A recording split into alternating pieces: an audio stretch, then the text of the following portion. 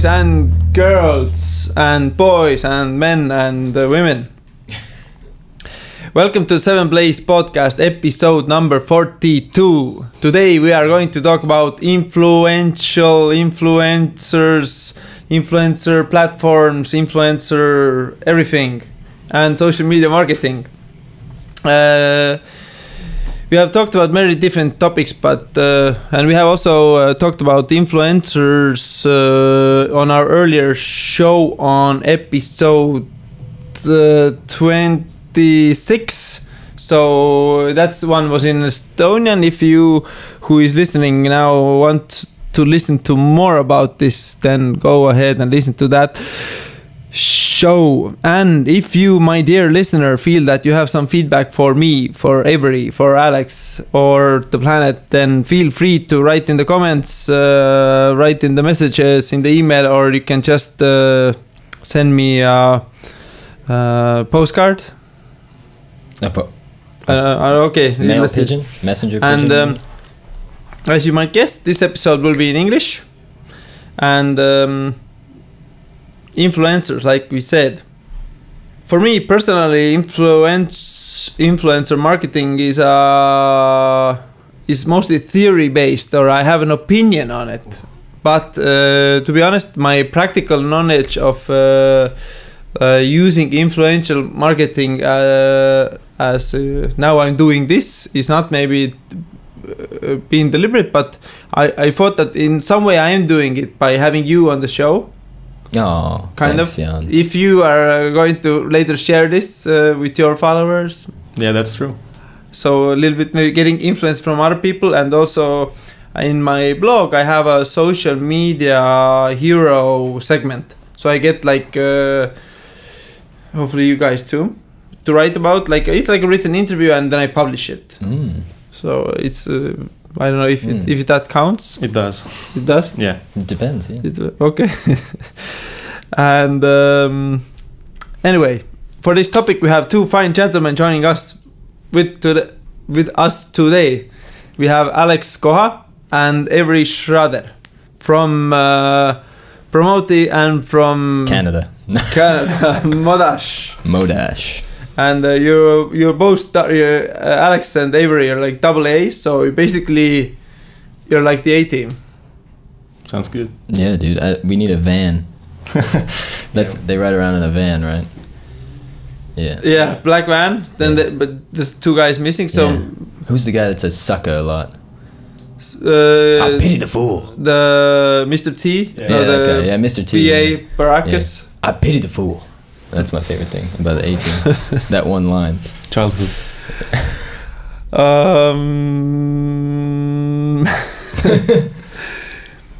I saw that you added the comment. You can go and explain further on what you do.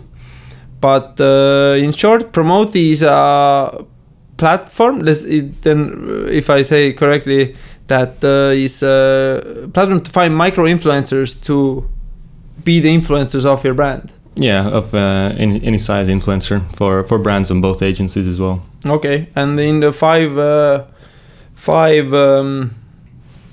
sentences, what do you do? So basically, the platform where we have the influencers, we connect them to different brands and agencies, and when we conduct campaigns, we do the communications and planning and messaging of the campaigns. And then the brand then can enjoy the influence without doing all the hassle, because there's a lot of manual labor involved in doing these campaigns. And right now I think it's safe to say we're Estonia's biggest. We have over 10,000 influencers in Estonia, and we've conducted about 30 campaigns already with like Swedbank and government, with the Minvel, Nocco, brands such as these. And you're mostly Estonian based? All Estonian, yeah. We're Estonian focused right now, so we're doing a really like localized approach. Is this sustainable? Well, no, but we are going to expand, but we take like country by country. So we feel that each local culture might have their own like different angles how influencers work. So we will do it country by country to be more personal and more effective. It's really cool for me to hear about it, just because like I've only heard the name, and yeah, it's cool. I like it. And what are you doing, Avery? Yeah, so Modash allows marketers to run audience-targeted influencer campaigns anywhere in the world. Doesn't matter where you're at. So Yeah. So essentially, if you're a marketer, you can input a target audience and get matched with influencers that speak to that target audience. So maybe I'm a brand in Estonia and I want to find an influencer in Spain who's interested in skateboards and hula hoops and I don't know, tea. And so I can input that target audience with the age, the geography and everything. I get matched with a creator, or a list of creators rather, and I can send them the campaign information. And from there we can communicate and collaborate and pay and everything. Who does the communication? The brand. So our philosophy is that in order to scale, we have to automate as much as we possibly can. Mm-hmm. So we focus on automating every single step. And therefore the brand has more power of speed and we can move quicker. AI, all that thing? Yeah, totally. So all of our data is run through like image recognition software, and we use cool AI, fancy words like that. But the important part is that it's easier for influencers to get paid, and it's easier for marketers to access influencers anywhere, especially based on target audience. That's the one thing I would say we do a little bit differently, is that it has nothing to do with the influencer. It's more about the audience they speak to, which is really important when you're a marketer. Okay. And Aleks, you have a really, I don't know the right adjective for your background, but white background. So you are from the startup Titan Grid. Yep. That's that deals with cyber identity. Yeah. Yes. It's now in research and development. Yeah. It's still it's very active, and we're not launched yet. We were, but it's actually been quite a long journey, and now we're doing some redevelopments based on some feedback. So we're again in that research and development phase there. And also you mentioned that you're doing some chip design, programming, databases, cyber security. Basically I have a very wide IT background. It's like jack of all trades but master of none. And well, I'm still like more in the business side and product development, growth hacking, but I felt that I deliberately learned a lot of the broad IT things so I could speak to each of the specialists in their own language, so I can do it a lot more effectively, save a lot more time by having middlemen who know, like, who can translate what I'm saying to them into their tech language. It's better if I can just understand everything they do and maybe even point out problems they might not see from a different angle. And how did you end up in social media or influencer marketing? Yeah, it's a very interesting journey. Actually, I've like researched it a lot already before Titan Grid, and I was very interested. Before Titan Grid, I actually wanted to do a popular science news media site, and that's when I like started researching it. It didn't really take off, or we didn't really even get to it. But in that process, I got really interested in it. But then came Titan Grid, and you know, as me and Leo, my co-founder, we're both like ethical hackers. So what we do is in Titan Grid is we basically automate all the tools that hackers use to gather information. So like data is our game, and we're really good at like extracting value from data. And I felt that like extracting value from data is like a crucial thing in marketing as well. So I really wanted to like postpone it because I wanted to focus on one thing, but I got like too excited, and so last summer I just had to like do it. That's really cool. You sound like a smart guy.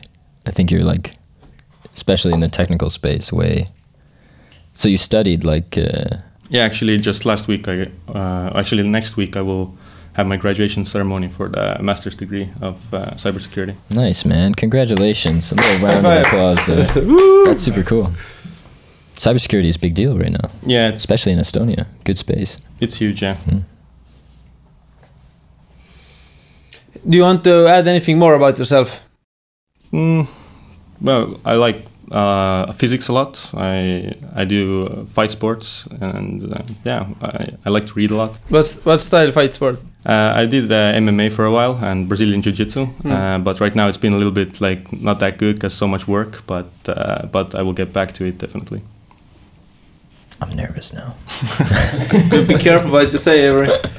So, Avery, besides, I want to say whatever. Besides hanging out with Jan. But yeah, and you said, because you said, what you do, you said you're from Canada. Yeah. Sorry, I wasn't sure.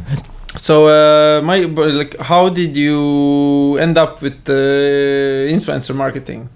Yeah, so I lived in Germany last year, and I was climbing a lot, and I had left university, I graduated high school, moved to Germany right away, and after spending a year like working and living and climbing and kind of realizing what life was a little bit, I got obsessed with the idea of learning again and making my own thing.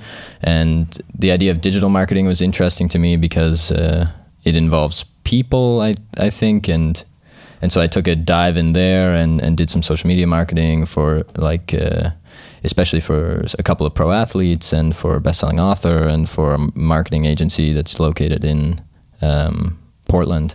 And yeah, so I kind of helped these guys and learned a little bit myself and played around with, like, I made a couple of vlogs in Germany and played around with this. And I'd always been really obsessed with digital creator culture. So this idea of like people being brave enough to put themselves on camera, like you said, take a selfie, is really, I don't know, interesting to me. And this idea of sharing things. So yeah, that's how Modash started, at least in the short story. But my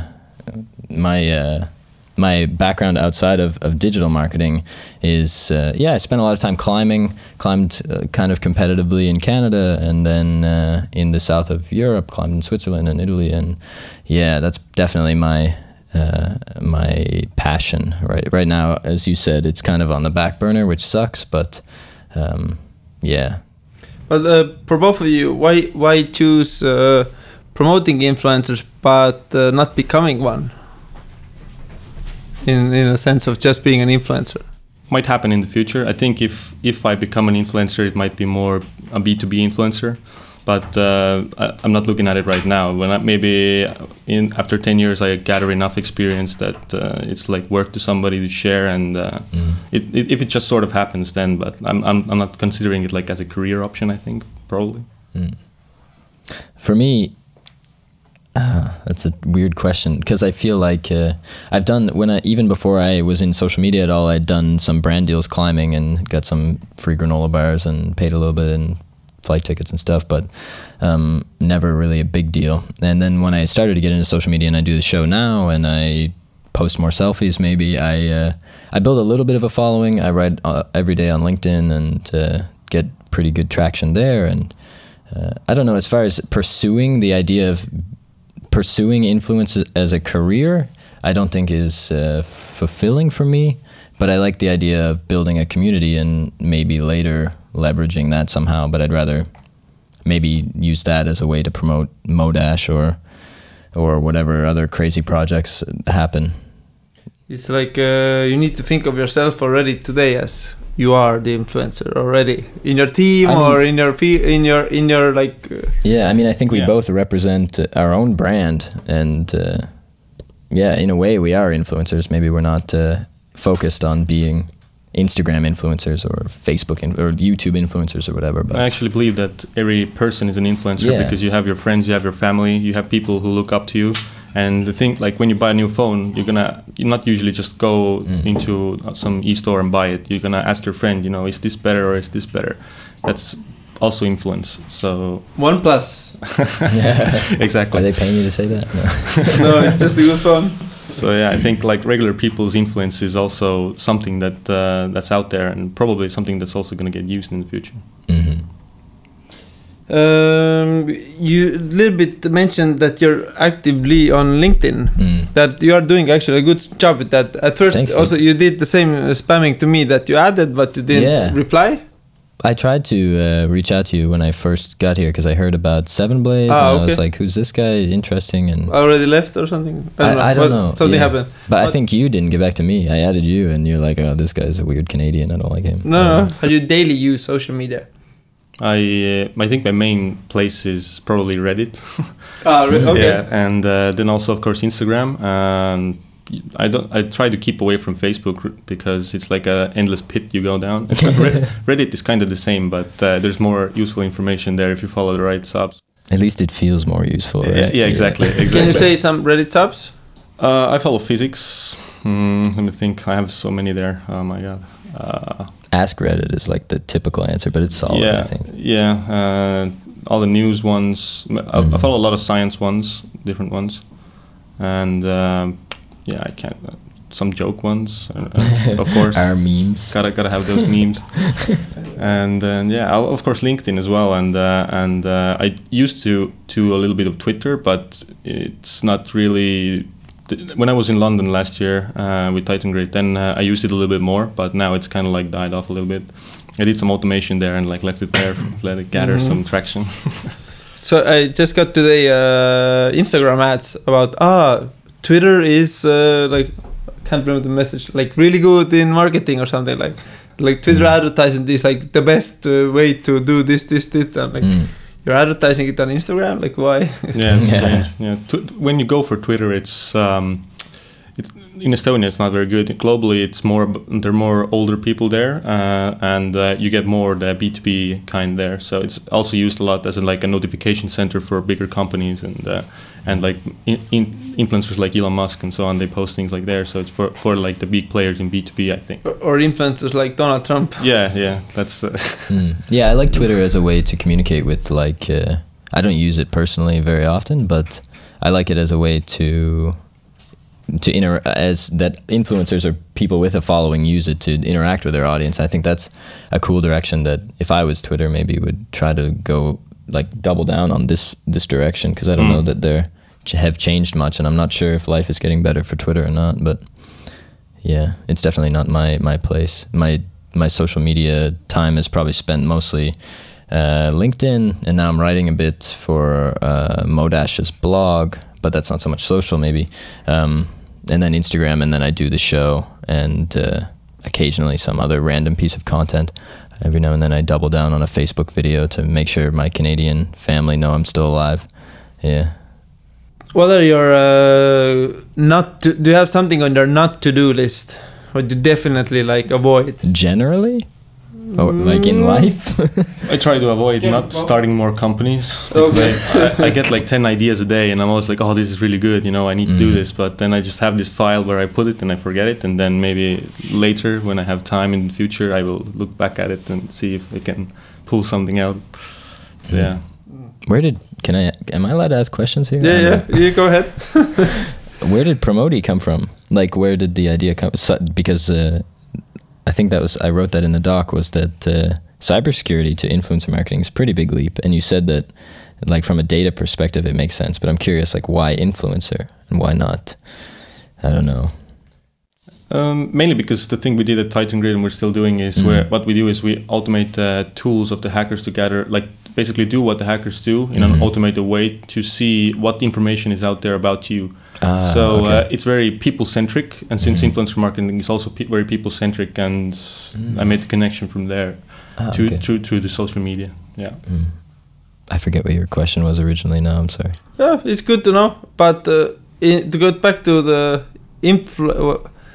influencers, what's so special about this influential marketing? Yeah, I think it's like the most human kind of marketing. It's super native, when you especially when you follow somebody in a meaningful way. Maybe you have like 1,000 people you follow on Instagram, but really there's 3 of them that you pay attention to. And I think that when one of those 3 people says, hey, I happen to really love this website building platform, I use it personally, you can go to my website and see that I use it. Keanu Reeves? If that's what you're into, sure. But for me, I don't know. I don't follow Keanu, but yeah, I think that's part of the value, is that it's people look for advice through these people, and that's why we follow people. I think because we either they entertain us, or we want to emulate who they are as a person, or we respect them and take their advice in a meaningful way. And I think that's why influencer marketing works, maybe, and it's also maybe the least.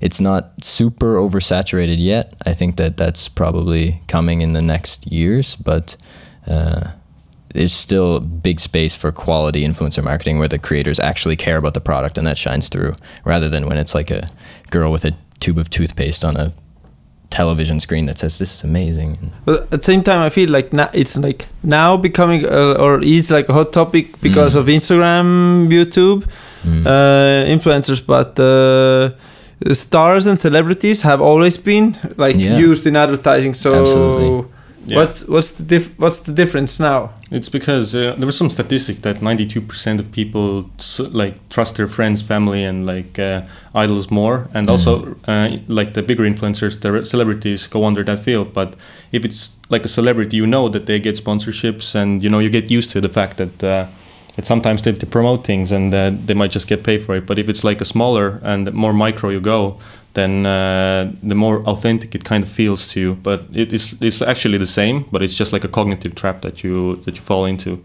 Yeah, I think there was when you said the statistic, there was another one that showed that I think young people, a couple of years ago, people still in high school or below trust social media celebrities almost 100% more than traditional celebrities. So maybe they seem like saying that because they're on the same platform and you can actually communicate with those people. Yeah. Like I can't write. George Clooney probably wouldn't answer me. And they're much more relatable, right? That's their job. Like especially the ones that I think really provide ROI for brands that work with them are the ones that are the most relatable. Like if Jan was promoting something, I'd be like, Jan is a good guy. I trust his word. And he's promoting the OneNote. OnePlus. That's OnePlus. Get it right. Okay. Yeah. Okay. Influence. So you decided to build the platform for it. And but now you changed it into commercial influencing, basically.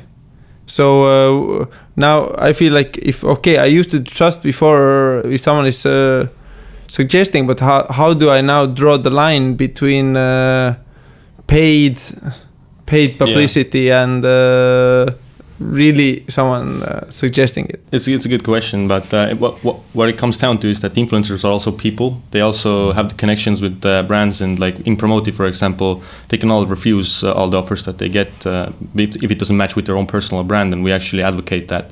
So if you find the influencers that really like your brand, you will see it from their posts as well. We also track the performance, and sometimes there have been cases where like a promo post gets 4 times the engagement that a regular post gets, which is like out of this world. So they like the promo post more than the regular photos. Oh, okay. So you need to like balance it really well. You need to find the right match, and then that's where magic happens. Yeah, and I think people who are good at creating communities understand that they can't put up like a facade all the time of, oh, I like this product, oh, I like this product. And I think that they learn that more and more, maybe. And so that you get a little less saturation in the way that people promote products that they enjoy. I also think that when somebody I follow and somebody I care about, or that I think of as, like I said, somebody I'd like to emulate, promotes something and says, shout out to whoever, OnePlus, they're sponsoring the show, then I almost like that brand more because I want to support that person, and I want to, and if in buying that, not only do I get the thing that this person recommends, but I also support what they're doing, and I have an outlet to do that, then it provides even more maybe emotional value to me. It's the relatability factor. So when you try to be, because what you try to become the people you follow, basically, and if there's an influencer you're like fanatically a fan of, and she has an iPhone, then you have to have an iPhone. There was a really good campaign that Sportland did with, I think it was a Vans backpack or something. And they used one really young influencer, can't remember the name, might have been Maria. And then she was like a YouTuber, and when she did the campaign, they sold out all the bags before the campaign even ended, because everybody the people working at Sportland were like, they saw situations where the parent came with a girl and said, get this backpack with 2 slits, it's more practical, but this other thing was with 1 slit, and it was like, no, I want the one that was in Maria's video, and that's how it works. You really want to be that influencer, relate with them, and if they have these things, then you want to have them as well. But what's the difference between a micro influencer and a regular influencer, or a celebrity influencer, or a Instagram influencer? What's the differences? How do you draw the line? It's very vague, I think. It can be different because some niches are like really small, and then maybe already somebody with 2,000 followers is like a huge influencer. But in another case, you might have somebody with 26 million followers. So it's really, I think it's hard to draw the line there. But I think that For me, where I draw the line is the engagement level. So higher accounts, like larger accounts, usually good engagement is like 5%, maybe 100K, 200K accounts. It's hard to keep it up because you just get followers who are passive. But smaller accounts, we have a lot of accounts that have 20, 30% engagement, which is like a crazy engagement range. And they are like usually 8,000 to 10,000 followers. And I think that's like where I put the micro. I think that's like the most effective group that can be used. Maybe those who can do the swipe up functionality. Yes. Those are influencers on Instagram. Yeah. Yeah, I think it totally depends on how willing is your audience to trust what you have to say. And that's pretty much what it comes down to, whether it's 3 people or 1,000 people or 100,000 people. When Demi Lovato promotes something, I'm sure that whoever that brand is sells some stuff because of it. But it's just a matter of where you put that money and the kind of people that you want to buy your thing, and with macro influencers, celebrity influencers, it's very hard to narrow in on a niche and say, you know, you have to pay for that 1 million followers. Whereas if I have 1,000 followers and I'm the trusted source for crypto news in Estonia, then that can be much, much higher ROI, because Demi Lovato promoting crypto might not turn over so much revenue. I don't know, maybe Demi's like Bitcoin master or something. Yeah, it's better to get like, I think it's more effective if you get many smaller influencers with a higher engagement rather than a large one, like one large one with a smaller engagement, because you will get the relatability factor from that. I think that my theory is there's 2 like magical combinations. One of them is like 4 to 5 mid-range influencers where you have like 100,000 maybe followers and you have 5 of them and they collaborate on something really highly creative. This works really well. And then, yeah, like you said, if you just scale out a micro-influencer campaign, and High Native is one company that I'm familiar with, did a campaign where in a year they did like 290 influencer collaborations, and they went from 0 to 400K annual recurring revenue in that 1 year. And just with micro-influencers on YouTube. Some of the videos got 5K views, some of them got 30K views, a couple maybe were like, somebody did something hilarious and got a little higher, but it was about the fact that they were able to pay less and work with a smaller influencer and do it a whole bunch of times, and they crushed it. 400K from 0 is a lot. What are the most needed talents to become an influencer, or what talents to look in an influencer? I think you need to be creative, because if you're gonna have a lot of good content you're gonna put out there, and you need to be persistent when you're a good influencer, then creating all this content, having all these ideas, you need to, like, your mind needs to be open. You need to get these ideas. Otherwise, if you make like 10 weeks of really good posts, then you run out of ideas. You know, then there's silence. That's not the persistence that you need to become like a big one. So I think that creativity is a really, like, open-mindedness is a really important factor. You have to be really secure in who you are. Yeah, and you have to be willing to put stuff out that people hate. I spent like, I don't know, 30 minutes before I came here today responding to comments on LinkedIn. I posted a question about whether governments should restrict freedom of speech or something. People didn't like that question very much. It got very like heated in the comments, but because I think that part of the reason that I'm growing there is because I'm willing to do stuff a little bit maybe weird that people might hate or not do, and then you learn and you evolve as a creator, and you do things differently. I think another really big one, I liked what you said as well, because creativity is super important. I think collaboration is a really huge thing. If you can work together and collaborate in a way that makes everybody grow, then it's just a faster way, and the creativity, you get double the creative brain power. And yeah, I think these are 2 really big ones. I think it's really important too. Maybe it's not, you have to decide whether or not you want to be an influencer in the long term, or if you love a thing and you want to share it with the world. Like, I think there's many ways that you can target a young audience and really appeal to them super well. But as you grow older, I don't think that's the thing that makes you happy. And so if you want a sustainable and consistent career as a creator, I think you have to do something you love and just share that. Maybe that's my idealism, I don't know, but No, the passion is important. If you wake up in the morning, you're like, oh, I have this photo shoot. I have to get these things done. Then you're just gonna be like, screw it, I'm not gonna do it. I had that. You see so many. Sorry, I don't mean to. No, okay. Okay, you finish the sentence. You see so many. I was just gonna say I see so many, especially in the gaming space. It seems like people do that. They get stuck because they're like, oh yes, I can make a Fortnite video and get another 1 million views or whatever, and then they do that and do that and do that, and then they drop off the planet, or they like quit YouTube, or some crazy thing happens and you don't see them for a long time, and then they come back and they start doing something a little bit different, and then their audience size maybe shrinks or their view count shrinks, but they're doing the thing they care about, and it just seems it makes so much more sense to me to do it that way from the beginning. So, a question for you. I want to be an influencer. I want to get paid what I do, or some swag, whatever. So, what do I do? 3 concrete actions. 3? 3. Okay. You make good content consistently, and you put yourself in front of the brands you want to work with, and be a nice person. Yeah, okay. That's pretty conclusive. How do you know if you're doing good content? You're going to have a high engagement rate. So engagement rate is basically the percentage of your followers that likes and engages and comments with or maybe sends you direct messages. And you need to keep that high. That's your main key metric that you need to follow. And you love it. Yeah. It's a good sign. Stay humble. Okay. What brand should not work with influencers?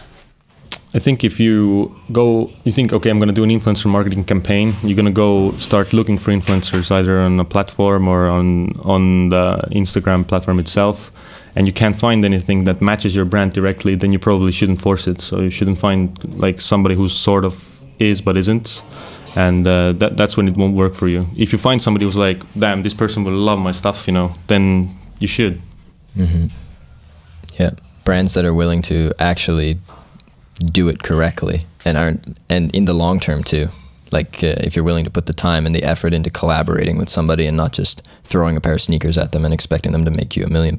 Yeah, one-time campaigns are good for like little awareness, whatever, like boosting other campaigns you might have running. But if you want to have like a good effect on it, then it's kind of like content marketing. You need to like produce good content for maybe 6 months, and then it starts to accumulate, and business will start coming in.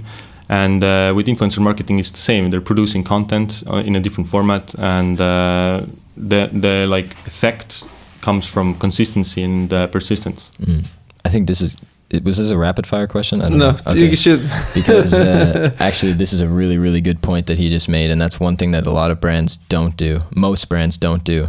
No one is taking the free content that's being created in influencer campaigns and then using it in their Facebook ads or on their feed, and then running a Facebook ad with the influencer's content to a lookalike audience of the influencer's audience. What about I bring in a new perspective with influencer marketing? Let's say a company is doing it, going very well, and that all of a sudden that influencer becomes an asshole, yeah, or does something that is not in line with your brand, but you put all your effort into other people. So I have this like, if you want to really be in control of your brand, you should do the things yourself. But if you're giving this control to other people, there's a risk of like being entrapped with the influencers. I think if they change like overnight and become an asshole like that, then there's some hidden motive somewhere that you need to find out, and the answer to that is just communication. But other than that, if they start producing good content, I don't think there's going to be a reason why they're just going to one day say, fuck it, I'm going to post like a wall and then put your tag on it or whatever. I think they won't like attack you in that way. Maybe if you produce a bad product, and the bad product is literally bad, and you expect them to write a good review, and then you're like, okay, why didn't you write a good review? Then you need to review your own product and make sure that you're providing quality stuff. I want to make sure I follow. You're talking like somebody maybe not directly related to the brand.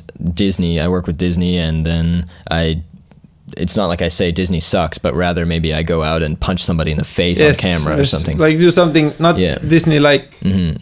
Right. So I think that it depends on what kind of brand you want to be. If you want to be the kind of brand that is consistent with your message and says, okay, we believed in this person and that's why their audience supported us through supporting them. If we want to be a little bit unique and not just have this outrage culture be a part of who we are, then he's right. It's about communication and figuring out the issue and making really critical and not short-sighted decision about what you're doing, because it can be a lot. I think that there's good press to be had in sticking to your guns sometimes, and it's something that especially in the US and Canada brands aren't doing. It's like as soon as somebody slips up, cut the cord, get out of there, say something, we totally resent this person now and we don't like them and whatever, and then that person of course has to talk about that and say, yeah, Disney cut me after I slipped this word on the stream or whatever, and now, yeah, that's what they did. And then they're, you know, those people are still influencers. So, I don't know. To keep to the... Okay, but the next topic would be about your platform as a middleman. Why wouldn't I just approach the influencers myself? Why do I need platforms for it? Because there's lots of platforms coming. Yeah, there's hundreds of them out there, and well, the main thing is that it's a lot of work. There's so much to do. You need to find all the influencers for one. You can go in Instagram and scroll, but you know, when we have a database of 10,000 that you can easily search, it saves you a lot of time, and also you can target easily. All the communication is done easily. All the payments, you don't need to do like one by one. You don't need to do the one like personal communication with each one. If the platform does it for you, it's just massive time save. I believe. Yeah, I think that it's really, really difficult to scale this thing. If you're a cafe, I think you would agree that maybe our platforms are not for you. If you're trying to do one influencer campaign a year or something and you just want to work with somebody to make you take photos for you or whatever. What our platform is really good for is if you want to access 100 influencers to work on a specific campaign in 10 minutes. And have you ever thought about building a mutual company? We never met before. Yeah. Okay. We could collaborate somehow, I'm sure. I don't know how he feels about me. I don't know. Yeah, we'll just have to figure out that. Yeah. What do you think? Let's just merge right now. Right. Okay, 10%. Can I get 5% cut? What do you think? I don't know. We'll have to take it to the negotiation tables. We won't settle for more than 8. What? Right. What other competitors do you have right there in the market? I think the biggest ones in Europe right now are In The Hash and Unboxed Social. They're interesting choices. They're probably the biggest players in EU right now, I think. What was the first one? In The Hash. In The Hash. In the Hash. Yeah. But you know, they're having a bit of a different angle than we are, for example, and I think there's still room to do like things differently. Plus, also what you mentioned before, the cafes and like the really small businesses, we actually have something coming up that's going to provide something for them that's a good idea, long duration and like take the same effectiveness to them without all the massive costs that's with the big brands, big campaigns. I would like to go out. How can I become a cafe influencer? Write about cafes, probably. So you can do that. Yeah. You're a charming guy. You have a small following. You go into a cafe. You say, "What's up, guys? I'm this dude. I have this many followers. I need free coffee. I need free lunch, and I'm gonna post about you 3 times a week. Yes or no?" They're all gonna say no, and someone's gonna say yes, and then you're gonna say, "Cool, let's do it." I should probably do that as a test. Do it. To myself, where do I want to eat? Do a study on it. There you go. Yeah, where do you want to eat? I was really interested by your choices of competitors, actually. How come? Because I didn't think that's what you'd say. The ones that we consider are mostly like Tracker, and then there's a small one called Scrunch in Australia, which is quite small but doing something similar to us. Yeah. In The Hash, I don't know. I don't know how I feel about them. I'm not worried about them. Tracker's scarier. They just raised $9 million. Sorry. How are you marketing yourself? We use a lot of different things. We use email marketing, like for already onboarding and like newsletters and so on. We used Mailchimp before, but we had some issues, and now we're using GetResponse. And also I believe it's one of my like core philosophies is that the product itself is a very important marketing channel. And I think most of our growth has come from our product itself, and different growth hacking and things like that. So doing like this zero budget marketing. Yeah, we actually launched like now, but the way we get our initial user base, which is like 40-ish scaling brands and agencies, and most of it was direct or through my LinkedIn profile, or some of our marketing is like stuff like this live event I did with Ragnar last week. This is really good for us, just being a part of the ecosystem and kind of existing. But we shut down our form because during the launch, we're a small team, and to kind of try to prove to 40 people who are much bigger than us and could provide a lot of value, we want to give them something that they want to buy afterwards. So we shut down our current kind of direct sales, or whatever you want to call it, initial user base gathering, just because we're going to do something. It's going to be too hard to manage if we do too many more. But yeah, most of our marketing is like direct or now experimenting with events, and we're going to do some other original content stuff, but social media and a little bit of everything, still playing around with stuff to see what works well. You mentioned the emails. How has GDPR affected you? I did my master's thesis on GDPR. Oh, okay, really? Yeah, I made like a all-inclusive framework that analyzes, like based on yes/no questions, that gives you like a output that what you need to still do. So we designed it to be compliant from like the beginning. So we already asked all the consent, and we're not spamming anybody who hasn't given consent. So mostly the emails are transactional, so it's just like you have a new offer or whatever, or we have like newsletters out with the new blog post that we have, or like different onboarding campaigns that are like automations that compose of like 5 or 6 emails when you sign up or something like that. You can probably make a ton of money with GDPR right now. Why don't you sell that thing to just door to door? Hey, are you GDPR compliant? Yeah, the government's coming for you. I could, but it's not that. I feel that, I don't know. I think GDPR actually is going to be weaponized because when you have your competitors, and like previously you can do it with like, I don't know what's it in English, like the work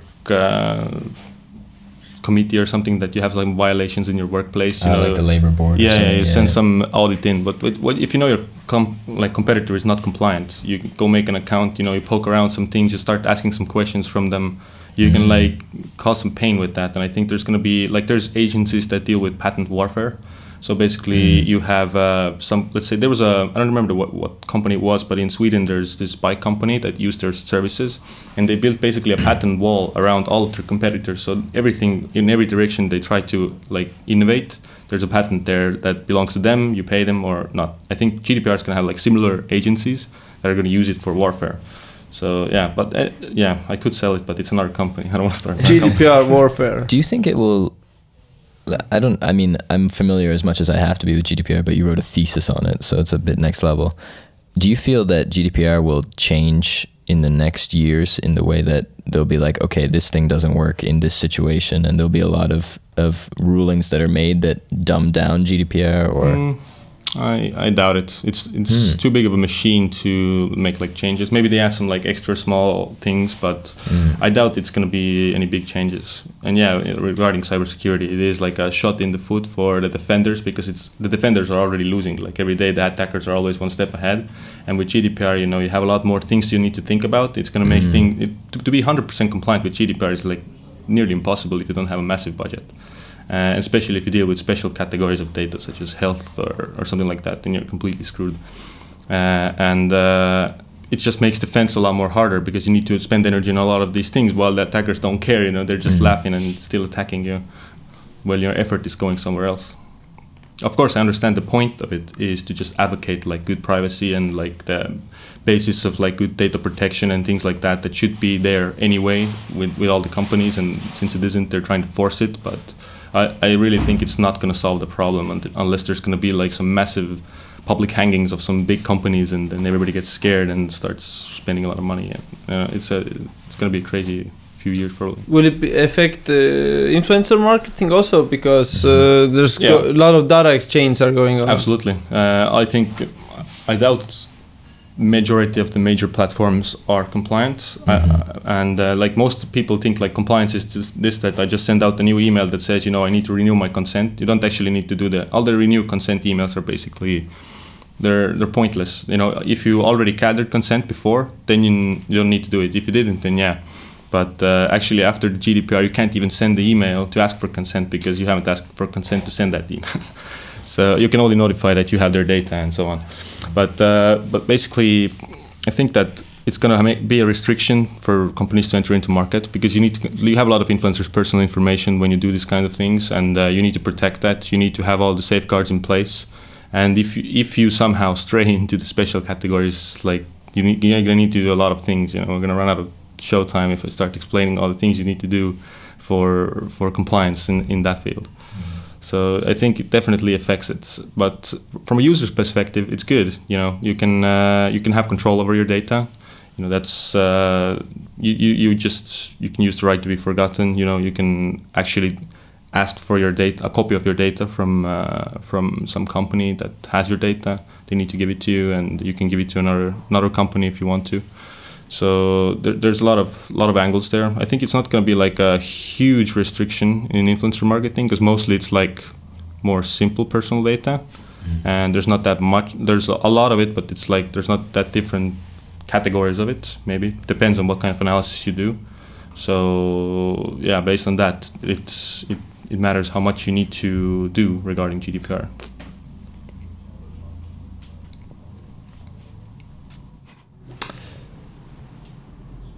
Back to influencers.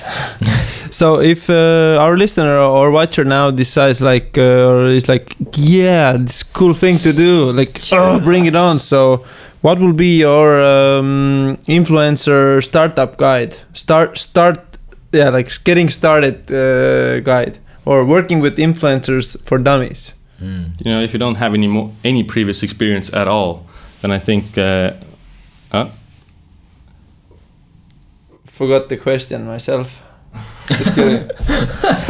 Right, so if influencer marketing for dummies, so if you have no previous experience at all, I think it's best to go to a platform or an agency, because they've done it before, they know how to do it well, and the know-how that they already accumulated is something you can't just read in one article.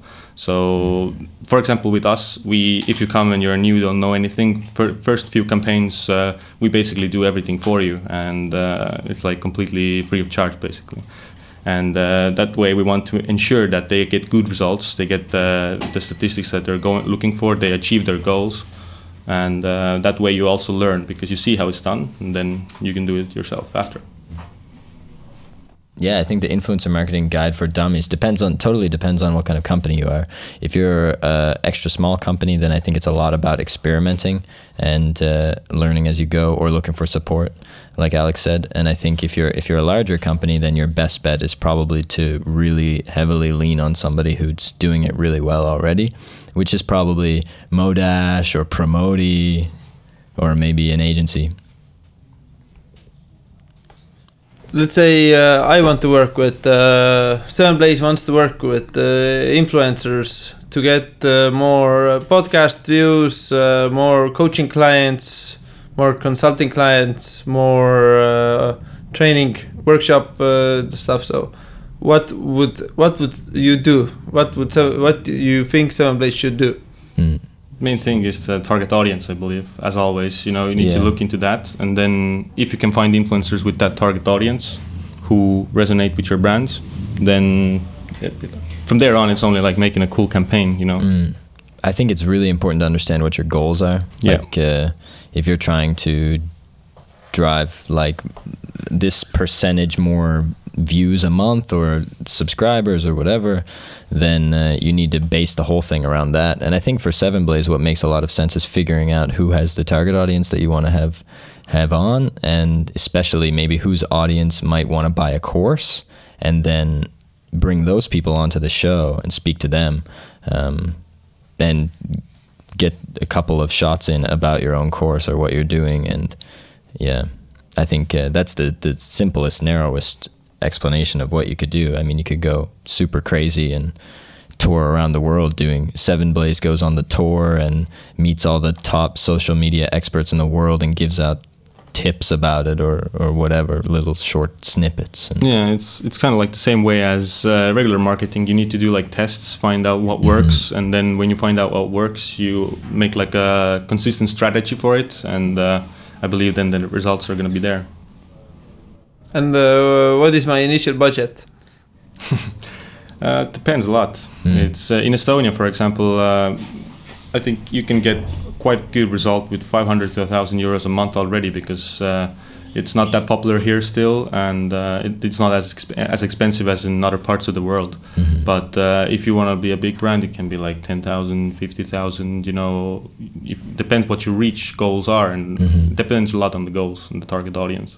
Yeah, you can go as little as, if you provide real value, then you can do free. I think that you probably stand by the same philosophy as I do. And if you want to set a precedent for the kind of person you are, you should pay influencers, because they can't eat your shoes. But yeah, you can even do a campaign for 50 euros. You know, if it's you do a campaign 50 euros for each month. If you have like a small, very precise target audience, maybe you're some cool handicraft place in Telliskivi, you know what your target audience is. Maybe your influencers aren't that big, you know, there are also some handicraft people, and then you know, you can get everybody you need for already 50 or 100, and you just target those, and it can be quite good. And I think for those types of smaller brands, they need to leverage what is already there for them, their employees and their customers who are already in the store once a week talking, and everybody knows them, and it's like, hey, we can give you a regular discount, would you post some stuff online for us? And yeah, actually, on the note of using your employees, I believe that influencer marketing is also a very good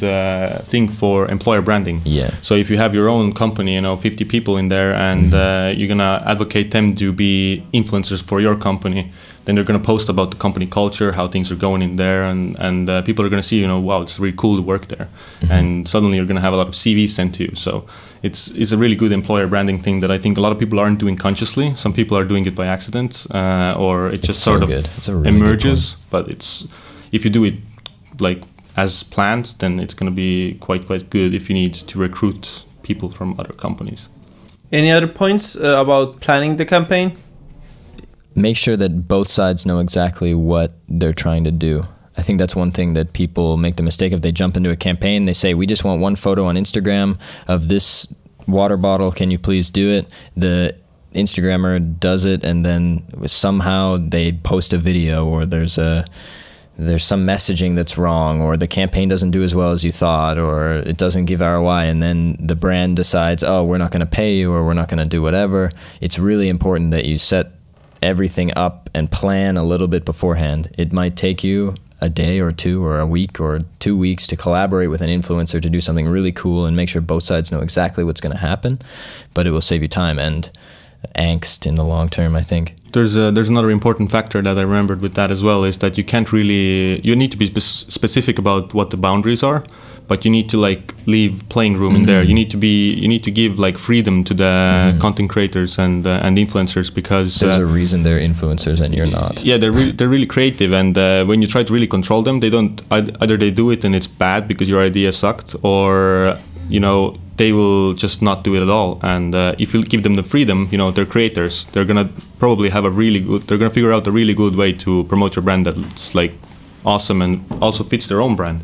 So it gets more engagement and more traffic and so. To the planning part, how and what to measure for success? I think engagement is really important. Of course, the goals that you set, you need to target those. But I think can you give an example of a goal? Depends. You can say, let's say, simplest thing, you want to increase your Instagram following on your brand's site, or you want to drive traffic to the link in your bio in Instagram. You want to sell some specific products. Then you see exactly how much traffic went there, how many followers did you get, how many products do you sell. And then when you do the campaign, to see are the posts quality and so on, engagement is like the most important metric, because, you know, if I have, I think with I'm not sure of the exact numbers, but if I have like a couple of €1,000, then tomorrow I can be an influencer with a couple of million followers, because I just go to some nice marketplace and buy myself some followers, and marketer goes there and sees, wow, this guy's got 2 million followers, let's send him some stuff. But in reality, my engagement is like 1%, maybe 0.1%, and then it's not gonna do anything. So you need to really see the engagement, because you can't really, when you buy the followers and do that kind of scamming, then your engagement is going to be very low. You can't really buy that, because those bots get killed if they engage too much. So you have to decide what success means before you start the campaign. Yeah, you have to say, okay, we are struggling to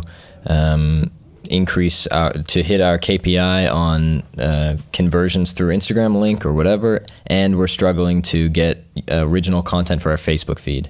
And so how can we kill two birds with one stone? We collaborate with an influencer who drives this much traffic. Did they do it? Yes, success. Did they not? Okay, let's try somebody else, or switch the strategy, or the success metric's not right, or whatever. Hit the goal, use the content on your Facebook feed, and you're all happy. But it's very important that you understand what you're trying to do before you do it. Otherwise, you'll never actually hit a success metric. Long-term versus short-term cooperation. Different goals. Long-term. Long-term. It's like I said before, content marketing. The effect starts to accumulate over time. With content marketing, it's SEO and link building and so on, and you get a following that's in your news list, and you can sell to that. With influencer marketing, it's the same. If you have 10 influencers that have a similar target group, they're going to have overlapping followers, which is a good thing. Because when you go on Instagram and you scroll, sometimes maybe you've seen that some guys are promoting the same product. You see the product 10 times. If you see that for 6 months in a row, every few weeks, then it just goes in your subconscious that this product exists. And when you need that, when you think about that, then it's just going to be there, and you're going to know, oh yeah, I saw that on Instagram. She was promoting it, and I think that's the consistency for long term is really, really effective. The short term ones, it can be used as very well as existing campaign boosting. So if you have a social challenge, for example, we boosted it was called You Train Nocco Pays. So it was a campaign with Nocco, and they had this challenge where you need to post a picture with a can of Nocco in a gym or something, and we boosted that with 40 posts or 30, I don't remember exactly, and I think they ended up getting 500 posts alongside with other marketing there. So it was that's the kind of way you can use to boost existing challenges or campaigns that you already have running. I missed the question. Question was it was still the last one, but it's a good answer though. Also now goes to cooperation and contracts. Does Promoty and also Modash do the contracts for you, or if I want to do a direct contract, how this? Any advice about this? If you have a long-term relationship, then we will handle it, and if you really need a contract, but basically the contract part is kind of covered in the terms and conditions of our solution. And another thing is, if you do a contract, if you have long-term partners that you're your ambassadors or something, don't make it very strict, and don't slap 1,000 pages of contract on them where it specifically says what they need to do. It needs to be very loose. It's just something that says that they will do this and this, and they will need to notify you if they want to stop and so on. So these basic things there, not some maybe one or two pages, not Can you point out a few most important things that not to leave out or undiscussed? I think the payment is all. You should discuss the payment, because if you start renegotiating it mid-campaign, if it goes really well, they can say, you're selling a lot of stuff, I want more money. The success metric. Yeah, exactly. When does the influencer get paid? What's going on? Yeah, exactly, and also the duration, and if you do, you need to also add a time before you need to notify if you want to cancel the relationship, because you can't really enslave somebody like that. Yeah. All of our contracts, we work really hard right now to develop ways to translate what a marketer might put in a this is what my campaign should be into a really simple terms and conditions sheet, so the influencer who isn't a lawyer can read the thing, click I accept the terms, and then move forward. And I remembered your last question too about long-term or short-term, and I wanted to add something that I think long-term relationships with growing influencers, that's something that's beautiful about the micro-influencer space, is if you pick really well, this person's starting to grow really quickly, then building a long-term relationship with them is maybe going to be something that changes your business forever. Yeah, especially building the relationship part. So it's not just like, you know, here's kind of Coca-Cola, make a picture, post it, and it's like a business transaction. You know, you get to know the person, the marketer who deals with it, and you build a relationship, and they will like you more. They will produce better content, and they will be there with you for longer. And you need to understand that it's not like Google ad space. You don't just buy and it's there. It's like people you're working with. So that, and also when you're working with people, you know, timelines also shift. You can't say that the campaign starts on Monday at 10, ends at like Wednesday at 9, and you need to like post at this specific time in the middle, because maybe, you know, they're on a bus, something, you know, I don't know, something happens, you know, they're people, so you need to like take that. Yeah, don't set yourself or them up for failure. Yeah, exactly. You need to have that space to have that communication and the flow. Yeah, the flow. Last topic I still want to cover is AI. In some part, Facebook newsfeed, Instagram newsfeed is, it's not AI literally, but it's still a self-learning algorithm that serves you the content. Of course, you can jump over it with ads or paid content, but you still are part of the game. In a sense, the algorithm itself is an influencer. So, what do you think about the situation now? And what do you think, where will it be in the future? About the algorithm's impact on the effectiveness of influencer marketing. Yes. If you're working with influencers who only rely on the algorithm, you're working with the wrong influencers. So you should be targeting their core audience who loves them and comes and watches every single video. And that's who you should be thinking about. If your success metric is based on, oh yes, they're going to make the best content ever, the algorithm's going to love it, and they're going to do 3 times as well as they normally do, then you lost already. But at the same time, what I mean is, I know there are companies that rely on solely organic reach. But at the same time, I see that this little bit, let's say, playing with the algorithm or playing with the ads gives you an edge. Oh, totally. So, yeah, thought on that.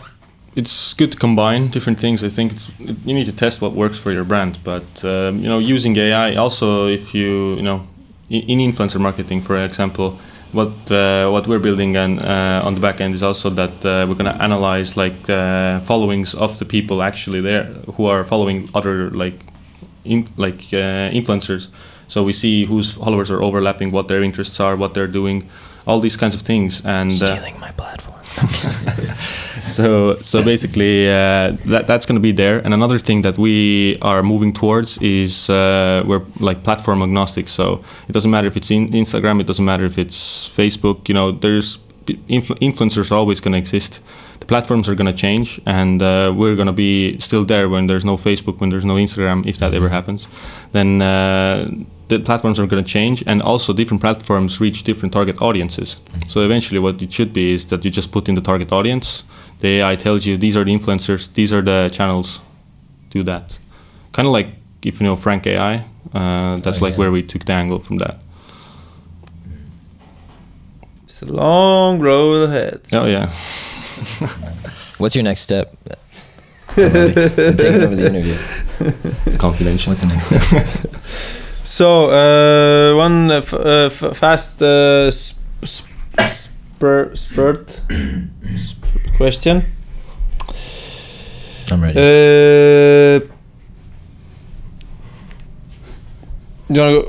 You ready? We can do it together. You ready?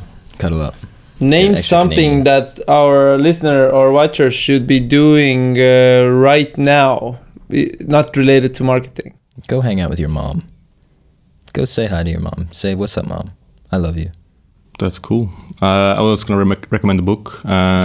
Do Liar's Poker by Michael Lewis. It's really interesting about how Wall Street and all that happened there during the crash and before that. It was a very cool story. Is that what book are you reading right now? Are you reading a book right now? Yeah, I'm reading 33 Strategies of War by Robert Greene. Interesting. Very good, nice. very good book. Cool. I like history. Nice. I'm reading Principles by Ray Dalio right now. Super interesting book. Really, really long. You can watch the cartoons. There's cartoons? Yeah, he just released the Principles cartoons. It's like half an hour. Yeah, it's quite good actually. Okay, well now I can stop reading. No, I twisted them. I put it in the link of the show. Okay, thank you for sharing. I have the book also. It's in my like next book. Oh yeah, it's a thick one, and it's hard to like commit to. Yeah. But really, what's like? What are you guys focused on right now? Unless it's top secret, I don't know. Right now, just building the technology, making sure the quality is there, and you know, basically what we're using Estonia for is getting all the technology ready. We already tested out like all the go-to markets and all that. That's how we got all the 10,000 people and so on. Nice. And what we do is when we have everything ready, then we just start expanding country by country, and mainly focusing on Europe. Very cool. I'm excited. So who will buy who? Or merge? Don't make me answer that. Google. I like Aleks. He's a good guy. Yeah, Google. Okay. Thank you, Aleks. Thank you, Avery. Double A's. The A-Team. The A-Team. I pity the fool who doubts the A-Team in the Seven Blaze Social Podcast. Woo! I love it when a plan comes together. So, where can our followers find you on social media? Instagram.com/the Avery Schrader. LinkedIn, Avery Schrader. But most importantly, go follow Modash.io. That's MODASH.io. Go follow them everywhere. You've been practicing that. Yeah. I haven't actually, but I was worried I was going to slip up. Yeah, my Instagram is just my first and last name, Aleks Koha. And in LinkedIn, you can connect me with me as well. And our website is promoty.eu. If you want to start a social campaign, then just reach out and we will get everything sorted for you. We will figure out the campaign and everything. If you, I want to say one more thing. If you want to see me falling from the sky and pitching Modash, then go to modash.io on Facebook, facebook.com/modash.io, and you can see me falling from the sky. I'm very afraid. If you, I put the link in the show also if you want to edit. Jump link. Okay. All right. Thank you, dear listeners, dear viewers. This was episode number 42. Nice. That was brought to you by our awesome team. Thank you, Ahti Kaspeit. Woo! Ahti. Thank you, Hendrik Veer. Woo! Hendrik. Thank you, Mari Seger. Woo! And most of all, thank you, listeners, for hanging out till the end. You rock. Thank you, Jan. Thanks. Thanks, Jan. Woo! Check out our previous episodes on our webpage, 7blaze.com. 7 with the 7, with the number, with the 7 Blaze. On YouTube, or on SoundCloud, or on iTunes. Or if you want all the files in your USB stick to put it in your car, whatever. Send him a mailing pigeon. Yeah. Yeah. So stay tuned and be social. Thank you. Nice.